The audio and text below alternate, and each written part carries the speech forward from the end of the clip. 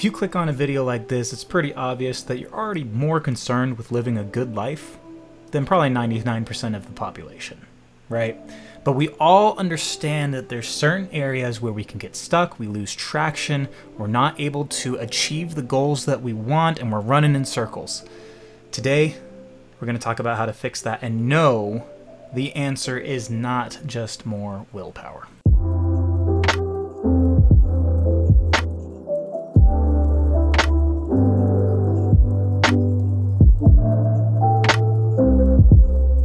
Hello and welcome to Work-Life Mastery. My name is Andrew Smith and I love helping people achieve goals that matter to them. Now notice I say to them because we know that culture defines not only what we want, but how we are supposed to get it. And as much as we can liberate ourselves, we can free ourselves from that mold of how society has conditioned us to think, we're actually able to be independent actors in our life, in the story that we're living out. And that is really where I want to start this whole discussion. Setting goals is step number 2. Setting goals is not the first thing that we do. It is a result. The goals come as a result of something else. The first thing. That first thing is we need to figure out where the heck we're going. We've heard the analogy of somebody who's climbing up a ladder and they're working up the ladder, say maybe the corporate ladder, right? They're in their job, they get to the top of the ladder and they realize the ladder is leaned up against the wrong building. They got to the top of the wrong ladder. Whole bunch of time wasted because now if they're actually going to live a fulfilling life, they need to climb down that ladder and go start on something else. And so as much as we can figure out what the right ladders are in our life, where we're actually trying to get to go, it's going to save us so much time in the long run.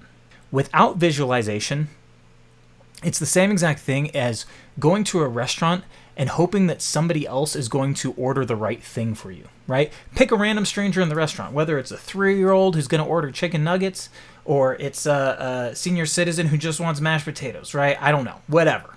Having somebody else order your food for you it may work sometimes, but a lot of times it's probably not going to be something you like.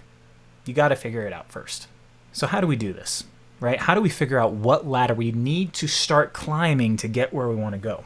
It starts with visualization. That is step number 1. Not goal setting, it starts with visualization. And I'm going to ask you at the end of this video to take 5 to 10 minutes to stop, get off of YouTube, and to take 5 to 10 minutes to actually stop. Stop scrolling, stop clicking through YouTube, stop.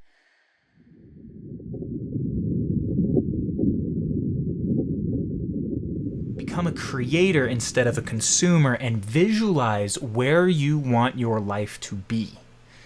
If you stop and think and picture where you want to be with no barriers attached and with no guilt to make it look like how society wants you to create your future, that is where meaningful goals come from. If you have the right ladder, you have the right visualization of how you want your future to look like, you are now in a good spot to start creating goals and executing those goals. But if your why is not correct, if your mind is not actually in line with your goals and your goals are just pursuing random stuff that doesn't really matter to you, it may matter to someone else, but if it doesn't matter to you, you're going to be encountering friction every single step of the way unnecessarily, because it actually is not what you truly want. So I want you to take 5 to 10 minutes after this video is done to visualize. Okay, so let's talk about step 2. Step number 2 is actually setting the goals. Many of us have heard the story about the high school teacher and the rocks and the sand and the water. If not, I'll take a quick second to say it here. The idea is you have a jar, and if you start filling up that jar with sand, and then you put in small rocks, and then you put in large rocks, not everything is going to fit. You can't fit everything in if you start with the small things. You have to start with the big things. If you put the big rocks in first, then the small rocks, then the sand, and then you could even top it off with some water to get it completely full, you can actually make more efficient use of that jar. This is an analogy for our day, for our life, for our week, for any span of time. If we figure out what the big things are, what are the top 2 or 3 goals that will get you as close to your target, your visualized target as possible, and you focus on working at those things first, you're going to have a lot better time than trying to assign 20 different random goals, 20 different things that you're working towards, and trying to accomplish all of this little stuff if you don't know what the big stuff are. Less is more. If you can take away all of the non-vitals, all the non-necessary goals, and leave just the 2 or 3 goals that are actually going to push you towards that end goal, the end target, the visualized target, you're going to be in a much better place than somebody who's just grinding, just going out there and working his butt off without actually thinking first. I'm all for working hard, but I'm also for working smart. If you're only working hard, you're going to get burnt out, and then you're not going to be able to do very much at all. If you're working smart and hard, that hard work is actually going to energize you more because you're going to be making more progress. You're going to be able to see these things come into fruition faster and faster and faster. Lastly, and finally, and completely, and step number 3, which is just a great number, to end steps on, step number 3, is to actually act on those goals, to achieve those goals, to actually fulfill those goals. We visualize the target, we've set the goal, and now we're going to actually achieve those goals or fulfill those goals. How do you do this? It is extremely important when you're working on your goals to keep a positive association with those goals. A couple ways that you can do this. First off, remember your visualized end. Remember the visualized target. Understand that the work that you're going to be putting into this will lead you to that visualized target.